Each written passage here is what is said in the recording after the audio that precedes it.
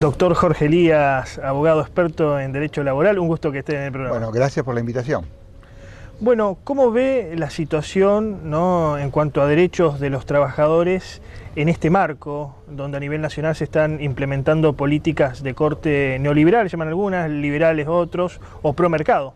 Bueno, hay un intento persistente del gobierno por desregular las relaciones laborales, es decir, bajar la protección a los trabajadores porque se piensa que con eso se va a generar una mayor rentabilidad empresaria y que esa rentabilidad después va a expandir sus efectos, su derrame, como se suele decir, sobre el resto de la sociedad. Es una receta que ya probamos, porque en la época de Menem se hizo exactamente eso y todos sabemos cómo terminó. No hace falta explicar a los oyentes qué consistió esta historia. El gobierno hasta ahora no ha logrado sacar las reformas que pretende en materia laboral, porque el año pasado, después de la reforma previsional que fue tan resistida y provocó tanto malestar, inclusive desprestigió bastante al gobierno, el proyecto de reforma que había presentado el ministro Triaca, que era terrible, tenía un montón de artículos muy perjudiciales para el trabajador y ninguno a favor, porque quedó archivado, y ahora estamos con la novedad estos últimos días de un proyecto que ha presentado el senador Pinedo, que toma algunos puntos de ese proyecto y que en lugar de presentarlo vía Poder Ejecutivo, lo presenta un legislador como para dar la idea de que hay mayor autonomía parlamentaria y sobre todo, creo yo, para que el costo del fracaso de esa iniciativa, que parece inevitable después de las cosas que están pasando, no tenga que pagarlo el gobierno, sino el pobre senador Pinedo, el presidente, por un día. Claro. Bueno, y justamente hablando de costo, ¿no?, por parte del gobierno nacional, por parte de los dirigentes de Cambiemos, cuando se habla del trabajo, se habla del costo de trabajo, incluido, obviamente, el salario.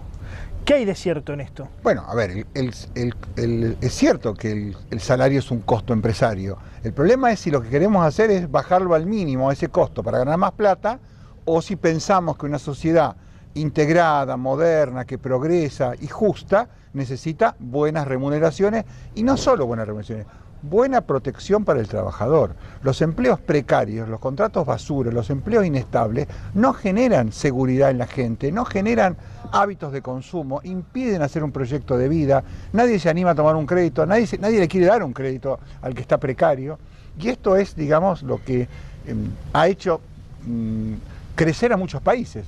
El empleo de calidad. Cuando decimos de calidad estamos hablando de empleo bien remunerado y con seguridades jurídicas. Y en la Argentina, que tenemos una larga tradición de empleo de calidad, que viene de la época del peronismo, del primer peronismo, está, digamos, periódicamente amenazado. Y siempre con la idea de que, bueno, si fuera más barato todo, estaríamos todos mejor. Vuelvo a decir, ya probamos con Menem, en la Argentina hubo un ciclo, digamos, de la década del 90, en el cual se buscó y se logró rebajar los salarios, bajar la protección, favorecer los despidos, se implementaron las modalidades promovidas, que lo llaman contratos basura, y las consecuencias fueron que hubo más pobreza. En cambio, en un periodo posterior, donde se implementaron políticas más proteccionistas, hubo crecimiento económico. Entonces pareciera ser que no es cuestión de que se tengan que embromar los más humildes para que el país salga adelante. ¿Qué es lo que estamos discutiendo hoy? ¿No? Estamos discutiendo si la tarifa eléctrica la tienen que pagar los más pobres, porque si no, nos fundimos. ¿Y por qué no pagan?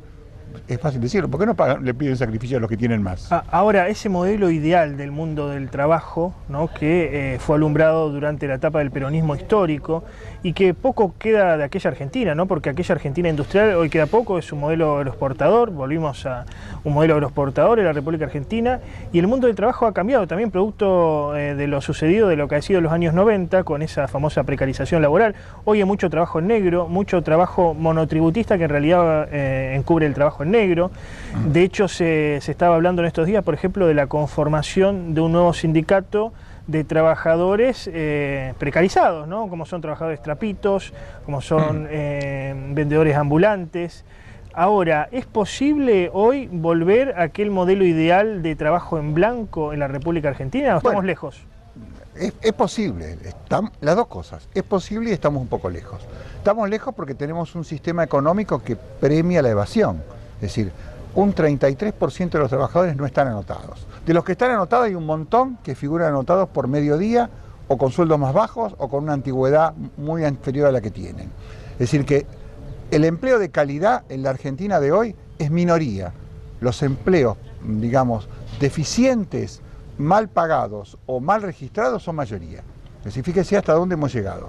Ahora, cualquier sociedad moderna que aspire a construir con perspectiva de sustentabilidad y de distribución del ingreso y de combatir la pobreza y de combatir la delincuencia, porque la delincuencia y la pobreza son primas hermanas, necesita empleos de calidad. Entonces creo que es un objetivo necesario y posible para un país que tiene recursos para eso.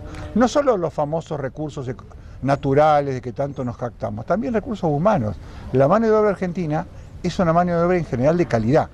Hay sectores muy marginales que han quedado fuera del mercado y hay que buscar la manera de recuperarlos para el empleo formal. Cosa que estamos lejos porque hay muchas generaciones de gente que no ha tenido expectativa, no ha tenido esperanza. El empleo en negro es una espiral que se realimenta.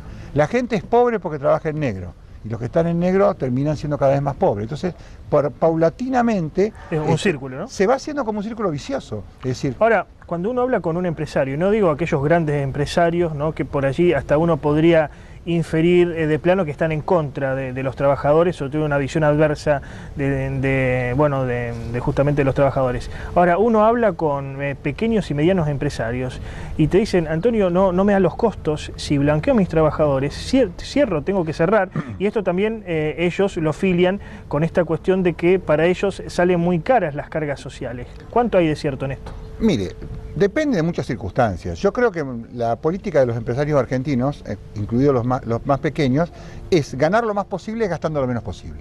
Si claro, puedo evadir el fisco, no pagar impuestos, colgarme de la luz y pagar sueldos en negro, mejor porque gano más plata. Entonces, cuando se habla de yo no puedo sobrevivir, ¿dónde vive ese señor? ¿En un country o en un barrio de trabajadores de Rosario? ¿Qué auto tiene? ¿Dónde va de vacaciones? ¿Tiene una casa en Punta del Este?